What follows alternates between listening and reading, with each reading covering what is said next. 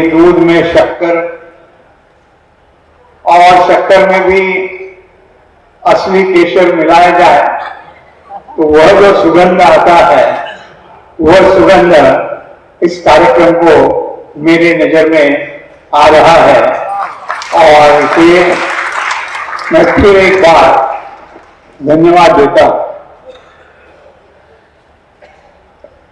रंग भारती और श्याम कुमार जी ने मुझे समय समय पर राज्यपाल होते हुए कार्यक्रम को बुलाया, लेकिन पहले जिस कार्यक्रम में बुलाया वह था उनकी संस्था की ओर से आयोजित उत्तर प्रदेश स्थापना दिवस। जब वो मुझे निमंत्रण देने के लिए आए तो मैंने उनको पूछा कि क्या यहां और कोई संस्था ये नहीं कर रही है? उन्होंने बोला नहीं, मैं अकेला मेरी संस्था की ओर से कर रहा हूं। मैंने कहा कमाल की बात है, क्योंकि मुंबई में एक अभियान करके संस्था है, वो लगभग 25-30 साल से उत्तर प्रदेश स्थापना दिवस मनाती थी और मैं उसमें कम से कम 3-4 बार गया था। और मुझे इस बात का आश्चर्य हुआ कि उत्तर प्रदेश देश का सबसे बड़ा प्रदेश और देश में 21 प्रदेश है जो अपना स्थापना दिवस मनाती है, लेकिन उत्तर प्रदेश नहीं हो रहा। तो मैंने श्याम कुमार जी से कहा कि वे आप अपने पास जो जानकारी है दे दो। मैंने मुंबई की संस्था से जानकारी प्राप्त की और इतनी सरल सीधी बात किसी को सरकार में जो थे उनको पहले क्यों ख्याल में नहीं आई। सीधी बात ये थी कि यह प्रदेश को अलग अलग नामों होने के बाद यूनाइटेड प्रोविंसेस कहा जाता था और 24 जनवरी 1950 को भारत सरकार ने नोटिफिकेशन निकालकर इस प्रदेश का नाम यूनाइटेड प्रोविंसेस नहीं, उत्तर प्रदेश रहेगा, इस प्रकार की घोषणा की और इसका किसी ने भी ख्याल नहीं किया सरकार में होते हुए। और इसलिए मैंने उस समय के माननीय मुख्यमंत्री राज्यपाल का एक कर्तव्य होता है कि राज्य सरकार को जहां योग्य लगे वहां सुझाव देना। मैंने अखिलेश यादव जी मुख्यमंत्री थे, उनको सुझाव दिया। कई कारण होते हैं, सभी सुझाव स्वीकार होते हैं नहीं होते हैं, लेकिन जब योगी आदित्यनाथ जी बाद में मुख्यमंत्री बने और विधायक के नाते सांसद के नाते काम करते समय एक मुद्दा हाथ में लिया तो जब तक वो काम पूरा नहीं होता है तब तक उसके पीछे लगना ये मेरा स्वभाव होने के कारण फिर योगी जी को मैंने प्रस्ताव दिया, उनसे चर्चा की और मुझे इस बात की प्रसन्नता है कि मैं यहां राज्यपाल होते हुए उत्तर प्रदेश स्थापना दिवस मनाया गया 3 साल के तहत। और जब मैं विचार करता हूं कि वंदे मातरम और जनगण मन हम सब गाते रहते हैं, लेकिन संसद, लोकसभा और राज्यसभा नहीं गाती। जब एक सवाल आया लोकसभा में कि क्या यह सच है कि कुछ स्कूलों में, महाविद्यालयों में जनगण मन और वंदे मातरम नहीं गाया जाता है, यह सच है क्या? और ये सच होगा तो उसका कारण क्या है और सरकार क्या करने जा रही है उसके लिए। अर्जुन सिंह उस समय पर HRD मिनिस्टर थे और उन्होंने उत्तर दिया कि हाँ, ये बात सच है कि कुछ स्कूलों महाविद्यालयों में जनगण मन और वंदे मातरम गाकर नहीं जाता है। उसका कारण संभवतः उपेक्षा यह कारण होगा, और सरकार इसके लिए क्या कर रही है, तो सरकार इसके लिए फिर से एक परिपत्र भेजेगी, ऐसा उन्होंने कहा था। अब मुझे पसंद नहीं पड़ा, इसलिए संविधान के अनुसार, पद्धति के अनुसार मैंने चर्चा उठाई। चर्चा बहुत अच्छी हुई, उसके डिटेल्स में अभी जाने का कारण नहीं है। लेकिन मैंने कहा कि हम देश की सबसे बड़ी पंचायत है लोकसभा, और उन दिनों में ही,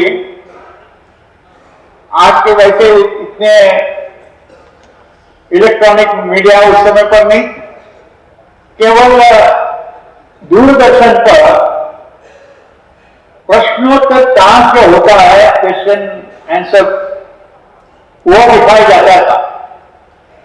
तो मैंने सरकार को कहा कि यदि पूरी की पूरी लोकसभा यह खड़ा होकर यहां जनगणमन और वंदे मातरम गाएगी, तो सारी दुनिया ये देखेगी, सारा हिंदुस्तान देखेगा, और यज्ञ आचरण श्रेष्ठता तदैव इतरे जना, इस आधार पर फिर लोग भी उसका अनुकरण करेंगे। मेरी बात अध्यक्ष को अच्छी लगी, फिर उस पर चर्चा हुई, और देश आजाद हुआ 1947 में। हमने गणतंत्र का स्वीकार किया 1950 में, और संसद में वंदे मातरम और जनगण मन गाया गया 42 साल के बाद 1992 में। तो ये जो वंदे मातरम की बात हो गई, जनगणमन की हुई, वही बात उत्तर प्रदेश स्थापना दिवस की भी हो गई। यानी विचार करते हैं तो 2018 में यहां उत्तर प्रदेश सरकार ने उत्तर प्रदेश स्थापना दिवस मनाया, लेकिन वो स्थापना हुई 1950 में। तो 68 साल के बाद उत्तर प्रदेश स्थापना दिवस मनाया, और उसमें मेरा एक पत्र और पत्र का आधार श्याम कुमार और मुंबई की वो संस्था, मुझे हमेशा लगता है कि इन्होंने मुझे बताया, इसलिए हो गया। और इस भूमिका में मैं श्याम कुमार जी का, उनके संस्था का, उनको धन्यवाद देना चाहता हूं कि वो ऐसे जो इश्यू उठाते हैं वो निश्चित तौर पर, और 2018 में यह होने के बाद हुआ भी क्या, उपराष्ट्रपति वेंकैया नायडू आए, और वह कार्यक्रम हुआ, बड़ा शानदार कार्यक्रम हुआ। लेकिन कभी कभी कार्यक्रम शानदार होते हैं और बात समाप्त हो जाती है। वो बात समाप्त नहीं हुई। उस कार्यक्रम में उत्तर प्रदेश की जो विशेषता है, हर जिले में कोई ना कोई विशेष उत्पाद होता है। तो वन डिस्ट्रिक्ट वन प्रोडक्ट, एक जिला एक उत्पाद, ये योजना शुरू हो गई, और 2 वर्ष हो गई। 2 वर्षों में उत्तर प्रदेश की जो निर्यात है वो 28% बढ़ गई, 28%। और केवल निर्यात बढ़ गई, इतना ही नहीं, तो 5 लाख युवकों को नया रोजगार मिला। और इस भूमिका में हम जो करते हैं उसका निश्चित लाभ होता है। मेरा आपको भी निवेदन है, सरकार के मंत्री भी यहां है। आज मैं यहां आने के पहले मुख्यमंत्री आदरणीय योगी आदित्यनाथ जी को भी मिलकर आया हूं, और मैंने कहा कि केवल सरकारी तौर पर उत्तर प्रदेश स्थापना दिवस तो मनाना चाहिए, लेकिन वो सबका करना चाहिए। बिल्कुल उत्तर प्रदेश लखनऊ से लेकर छोटा से छोटा देहात है वहां तक सार्वजनिक संस्थाओं में सब जगह पर, जैसे 15 अगस्त और 26 जनवरी सब लोग मनाते हैं अपने अपने ढंग से। उसी प्रकार से उत्तर प्रदेश स्थापना दिवस भी मनाना चाहिए। ऐसा निर्णय यदि हम आज मिलकर सब करते हैं तो निश्चित तौर पर उत्तर प्रदेश की जो गरिमा है वो सारे देश में भी पहुंच सकती है। और इसलिए मुझे लगा कि आज के दिन पर मैं यह भी बात आपके सामने दूं। मुझे उन्होंने जो पुरस्कार दिया है भारती तिलक, मैंने उनको पूछा कि क्या उद्देश्य है और इसका आगे क्या होने वाला। तो उन्होंने कहा कि यह एक अति विशिष्ट सेवा के लिए, अब मैं इतना अच्छा हिंदी नहीं बोलता हूं, लेकिन अति विशिष्ट सेवा के लिए जो काम किया है उसके लिए है। तो ये 9 लोगों का जो सम्मान हो गया तो उनका तो बहुत अच्छा नाम, एक बात जानकारी उनकी है। तो उन्होंने कहा कि अति विशिष्ट सेवा आपको इसमें ख्याल में आएगी कि इतने साल इस संस्था को हुए हैं, केवल 2 लोगों को ही उन्होंने अब तक ये भारतीय तिलक पुरस्कार दिया है। और ये 2 लोगों में से एक है महाकवि गोपाल दास नीरज। अब उनके बारे में किसी को बताने की आवश्यकता है क्या कि वो कितने महान थे। और जो दूसरे थे वो पायोनियर के मुख्य संपादक रहे हुए केपी अग्रवाल। अब ये 2 नाम ऐसे हैं, वो 2 नामों के बाद मेरा नाम जुड़ गया। सच बोलना है तो मुझे बहुत खुशी होगी कि चलो उत्तर प्रदेश के लोगों ने और रंग भारती ने और संस्था ने किया, इसलिए इस पुरस्कार का मैं स्वीकार करता हूं। मुझे गौरवित किया, इसलिए बहुत बहुत धन्यवाद की मैं अति कृतज्ञ हूं। कल्याण मिश्रा जी राजस्थान के राज्यपाल हैं, वह भी आए। उन्होंने जो कहा या उसके पहले इस समारोह के अध्यक्ष डॉक्टर अम्बार जी ने जो कहा या उसके पहले यहाँ के, अब मैंने उनको पूछा कि आप जिस शहर की सांसद है उसका नाम, तो मैंने उनको काम दे दिया। तो मैंने कहा मैं तो आपको प्रयागराज की सांसद कहूंगा, लेकिन आपने अब तक उसका नाम बदलने के लिए इलेक्शन कमीशन को क्यों नहीं बताया। एक दफे राज्य सरकार ने नाम बताया तो इलेक्शन कमीशन को लेटर लिखो कि आगे मेरा जो संसदीय क्षेत्र है वो प्रयागराज करके लिखना चाहिए। दूसरे को काम पर लगाना मेरा काम है। और इस भूमिका में ये सब फिर महापौर जी ने बताया और डॉक्टर महेंद्र सिंह ने मैं नहीं बोलूंगा करके इतना अरिथमेटिक वो कहां से उनके दिमाग में आता है, वो केवल इसलिए आता है कि हम उसको चैलेंज करने वाले नहीं है, ये उनको मालूम है। लेकिन ये जो सारे तारीफ के पुल बांधे और मुझे ऐसे ऐसे गुणों की मूर्ति बनाया, मुझे लगता है कि साहित्य में अतिशयोक्ति नाम का एक अलंकार होता है। तो ये अतिशयोक्ति अलंकार है ऐसा मुझे लग रहा था, लेकिन सच बोलना है तो प्रशंसा किसको अच्छी नहीं लगती। और ये प्रशंसा के कारण मैं अवकाश में घूम रहा था कि अरे वाह, यहाँ से वहां गया, वहां से यहाँ गया, मैं कहाँ ऊपर जा रहा हूँ। मुझे हिंदी ये मराठी शब्द नहीं आता है। पिंच को क्या कहते हैं हिंदी में? पिंच करते हैं ना सर, हम जागे है या सोए है, सपनों में है या नहीं है,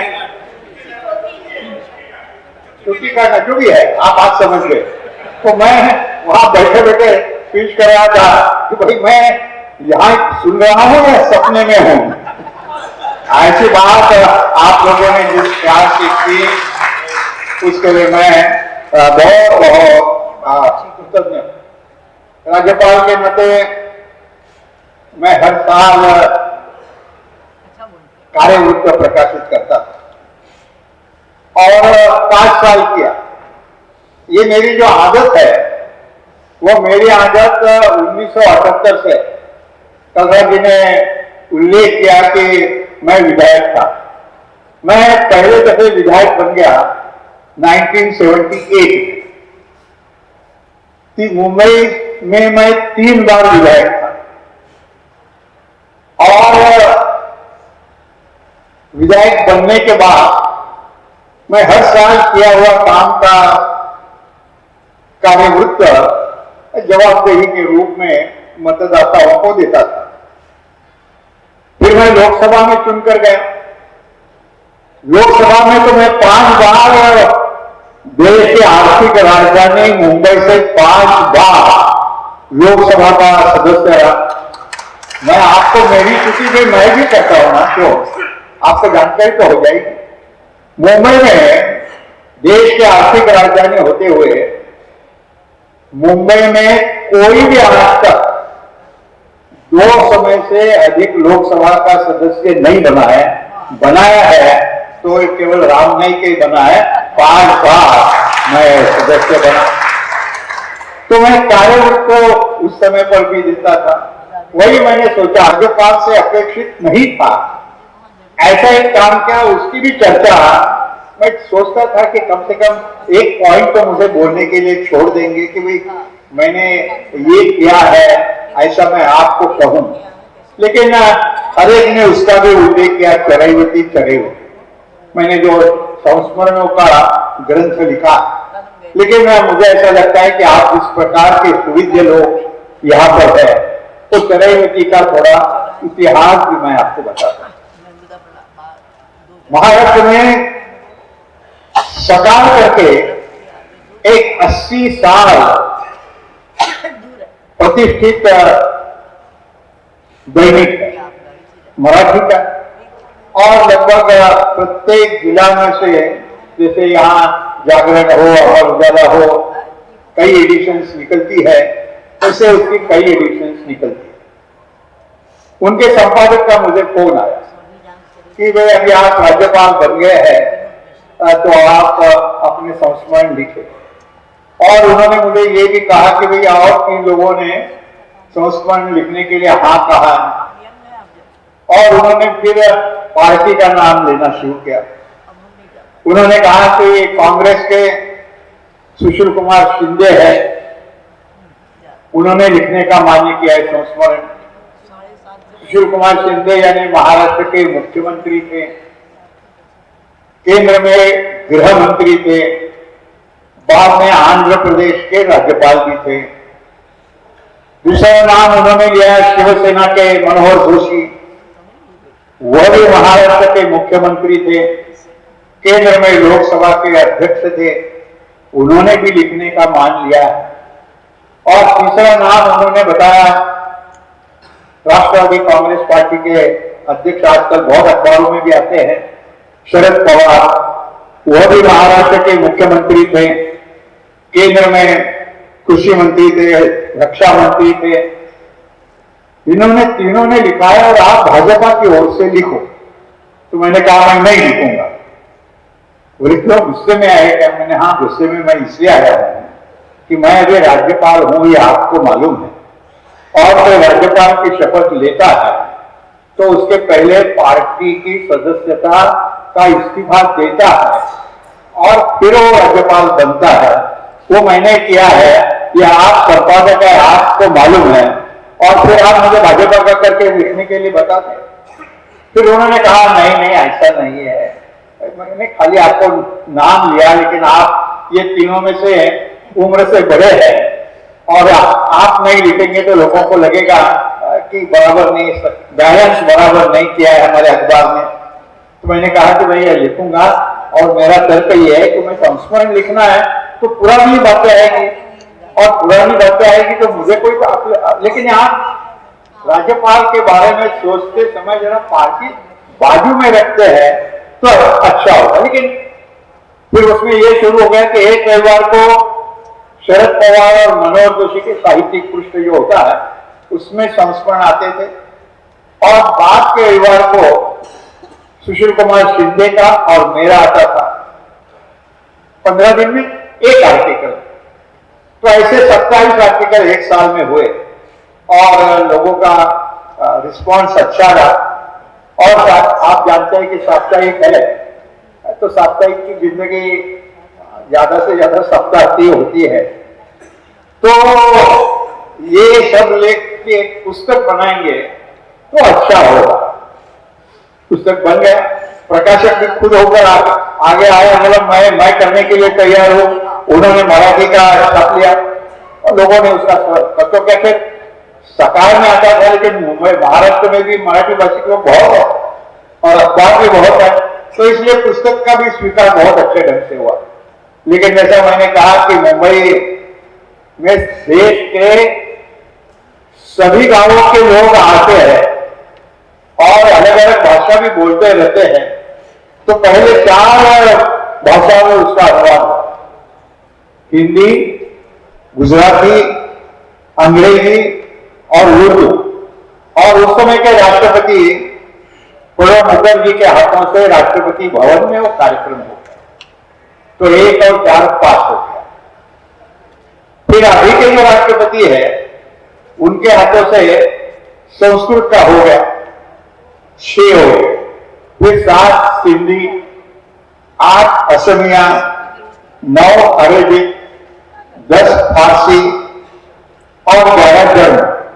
इस प्रकार का ये चरैवती अब 11 भाषा में उपलब्ध हुआ। यह एक दृष्टि से महत्व का, लेकिन जिनको दिखता नहीं है, दृष्टिहीन है, ऐसे लोगों के लिए भी हमने, कौन सी लिपि बोलते हैं उसको, ब्रेल, तो सब सुन रहे बराबर नहीं सुन रहे, धन्यवाद है।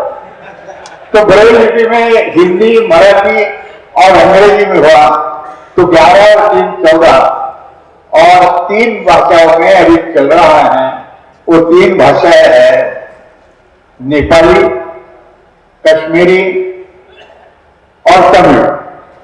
तो मुझे भी लगता है कि क्योंकि एक तो राजनीति में जो दैनंदिन काम करते हैं वो लोग बहुत कम लिखते हैं, और जिन्होंने भी लिखा है उनके 2 भाषा, 3 भाषा, 4 भाषा, 5 भाषा, सबसे ज्यादा 6 भाषा का लालकृष्ण आडवाणी जिन्होंने किताब लिखा है वो 6 भाषाओं में हुआ। लेकिन मैं ये बात इसलिए बता रहा हूं कि ये पुस्तक ने मुझे पहचान, दूसरी पहचान दी, क्योंकि मैंने उस संपादक को कहा था, भाई मैं लिखना आता है लेकिन मैं लेखक नहीं हूं, मैं केवल रिपोर्ट बनाने का काम करता हूं, काम करता रहता हूं और ज्यादा से ज्यादा प्रेस स्टेटमेंट में मेरा ड्राफ्ट करता हूं, और ये कहां झंझट लगा है। लेकिन ये जो झंझट मैंने लिया और वो झंझट पूरा करने के लिए उत्तर प्रदेश का राजभवन का मुझे बहुत अच्छा उपयोग हो गया। तो उत्तर प्रदेश के राजभवन का सबसे लाभ मुझे कोई ये हो गया होगा, तो ये 14 भाषा में ये चरैवती बन गई, वो अपने आप में एक बहुत लाभ मुझे हुआ। और मैं वाचकों का इसमें एक भी पुस्तक कोई सरकारी एजेंसी ने प्रकाशित नहीं किया, नहीं तो गवर्नमेंट, राज्यपाल है तो उत्तर प्रदेश सरकार छापेगी या महाराष्ट्र सरकार छापेगी, ऐसा कुछ न होते हुए अब प्रकाशक आए, उनको अच्छा लगा और ये हो गया। और इसलिए मैंने उनको कहा था कि भाई मैं नहीं लिखूंगा, तो फिर मैंने लिखा, तो मैंने मेरे मन में ही कह दिया कि अब 2 साल के पहले एक बात चल रही थी कि कोई एक्सीडेंटल प्राइम मिनिस्टर हो गए हैं, ऐसा चर्चा चल रही। चर्चा आजकल कोई भी विषय पर चलती है, तो एक्सीडेंटल प्राइम मिनिस्टर पर चर्चा चली, तो मुझे लगा कि वो एक्सीडेंटल प्राइम मिनिस्टर हुए या नहीं हुए अलग बात है, लेकिन मैं एक्सीडेंटल लेखक बन गया। अब मुझे लेकिन लेखक के नाते भी गौरव मिलने लगा है, इसका मुझे एक बड़ी खुशी है। ये खुशी मैं आपको एक काम देने के लिए बता रहा हूं। ये चरैवती लिखी है, तो मेरे मन में ये है कि 5 साल में उत्तर प्रदेश में मैंने जो काम किया है, जिसका कुछ चित्र आपके सामने आया है, 5 साल आप भी देखते आए हैं, तो 5 साल में आपने भी मेरे कार्य के बारे में जो अनुभव किया हो, उसके बारे में आपके संस्मरण होंगे, क्योंकि हर एक को मैंने जो मुझे मिलने के लिए आता है, ऐसा व्यक्ति आया तो मैंने एक सिस्टम लगाई कि जो भी मुझे मिलने के लिए आएगा, वो मुझे मिलने के पहले उसका नाम और उसका मोबाइल नंबर लेना, और वो अंदर आने के बाद, चर्चा होने के बाद उसने मेमोरेंडम दिया तो मैं फोटो, हमने हमारे फोटोग्राफर को काम दिया कि जो भी आएगा उसका पहले ये लिख के लेना, फिर उसका फोटो निकालना, और वो घर जाने के पहले उसके मोबाइल में ये फोटो भेज दो। ऐसे 30,000 लोगों को और जो हैदराबाद में आए उनको ये हो गया, और इसलिए कई प्रकार के अनुभव लोगों को आए होंगे। मैंने अपना उदाहरण के लिए आपको बताया, तो मैं आपको प्रार्थना करता हूं कि यदि आपको इसके बारे में जो भी अनुभव आए होंगे, वही भी आप लिख के मुझे भेजेंगे, तो मैं जो भी लिखूंगा वो अधिक जीवन जिंदा इस प्रकार का रह सकता है।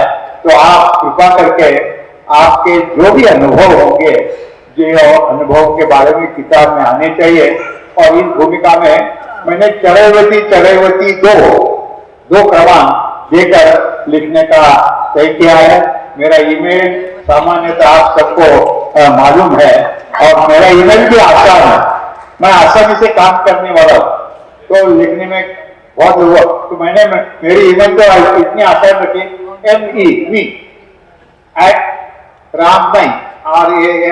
me@ramnaik.com, मतलब किसी को स्मरण रखने में भी ज्यादा दिक्कत नहीं होगी। तो मैं चाहूंगा कि यदि आप अपने अनुभव यदि मुझे लिखेंगे, तो निश्चित तौर पर चरैवती 2 1 साल में मैं साकार करूंगा। और उत्तर प्रदेश में जो परिवर्तन हुआ, उत्तर प्रदेश में मैं जब पहले दिन आया तो मुझे पत्रकार मित्रों ने पूछा था कि आपका एजेंडा क्या है, और मैंने कहा मैं पहले दफे आज आया और अभी शपथ लूं और आप मेरा एजेंडा पूछ रहे हैं। लेकिन मैंने उस समय पर 4 बातें बताई।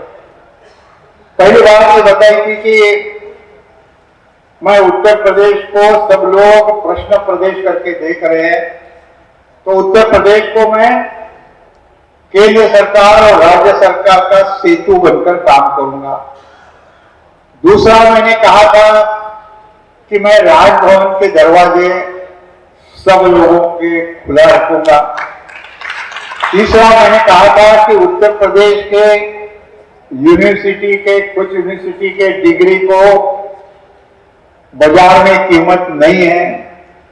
मुंबई जैसे शहर में एप्लीकेशंस आते हैं, और यदि उसमें यूनिवर्सिटी का नाम उत्तर प्रदेश का होता है तो वो बाजू में ही रखा जाता है, उनको इंटरव्यू के लिए भी नहीं बुलाया जाता है। ये एक दुर्गति हुई थी, इसमें मैं परिवर्तन करूं। और मुझे इस बात का भी गर्व है कि कुछ, अभी यहां लखनऊ यूनिवर्सिटी में है ना, अभी 100 साल पूरे हो गए, लेकिन 100 साल में 40 वर्ष ऐसे निकल गए कि दीक्षांत समारोह हुए ही नहीं उस वर्ष में। ऐसी कई यूनिवर्सिटीज की बात। तो मैंने कहा कि मैं ये भी सुधार करूंगा, और सभी यूनिवर्सिटी में 5 वर्ष में हर एक का दीक्षांत हुआ, भारतीय वेश में हुआ, वो गाँव और है चली गई। और जो रिजल्ट आया है, अभी लास्ट जो मैंने ये दिया, तो उस रिजल्ट में यह आया कि जितने छात्र छात्राओं को डिग्री मिली है, उसमें 51% लड़कियां हैं 51%। और जिनको पुरस्कार मिले उस पुरस्कार में सभी यूनिवर्सिटीज का मिलकर 65% लड़कियों को पुरस्कार मिले। उत्तर प्रदेश की शिक्षा और उत्तर प्रदेश की शिक्षा में महिला का सशक्तिकरण हो रहा है, इसका ये परिचय है। ऐसा काम मैं करूंगा, ऐसा मैंने पहले दिन पर कहा था। मुझे ऐसा लगता है कि मैंने पहले दिन पर जो कहा वो 5 साल में हो गया है, और इसलिए काम का भी समाधान होता है, वो समाधान मुझे है।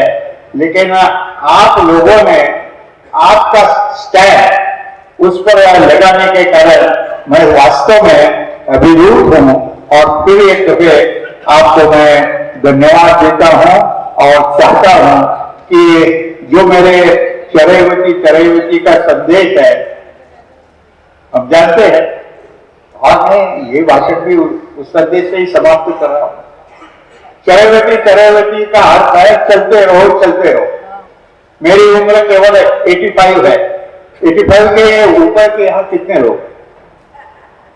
मैं आपसे 2 साल बड़े। 2, 1, 2, 3 यहाँ भी दिखते हैं। हाँ, ठीक है।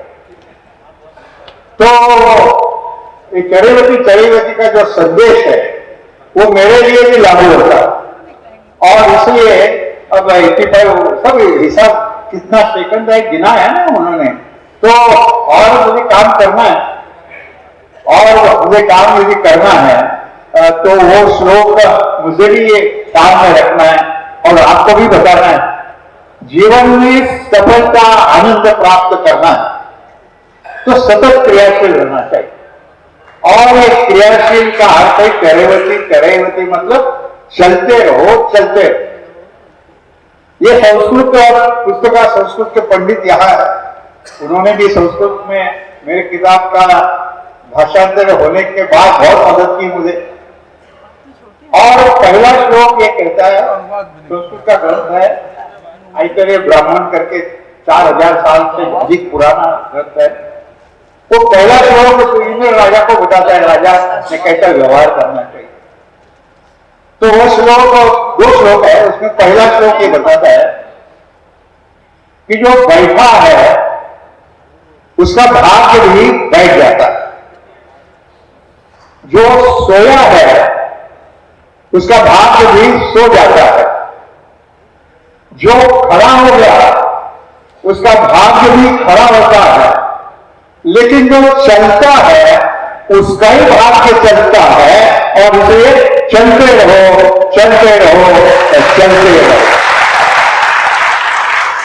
और दूसरा श्लोक ये बताता उदाहरण के रूप में, जैसे मधुमक्खियां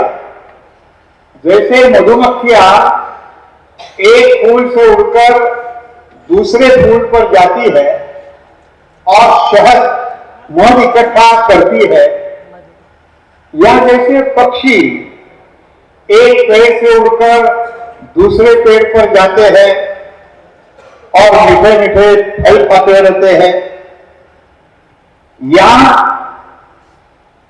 सूर्य सुबह से उठकर शाम तक चलता रहता है और सारी दुनिया को प्रकाश देता है, जीवन देता है, ऊर्जा देता है, इसलिए वह सूर्य जगतवंद्य हुआ है। तो आपको भी सूर्य के जैसे जगतवंद्य होना है, तो आपको भी सूर्य के जैसे चलना होगा, और आप चलते रहो। यही चरैवती का संदेश है। और चरैवती 2 पूरा करने के लिए ये मेरे लिए भी एक आदेश है कि मैं आज सार्वजनिक रूप पर ये कह रहा हूं कि मैं चरैवती 2 लिखने वाला हूं, तो उसके लिए आपका सहयोग मिले। इन शब्दों के साथ फिर एक दफे आपने जो मेरे लिए किया उसके लिए मैं बहुत बहुत धन्यवाद। नमस्कार, जय।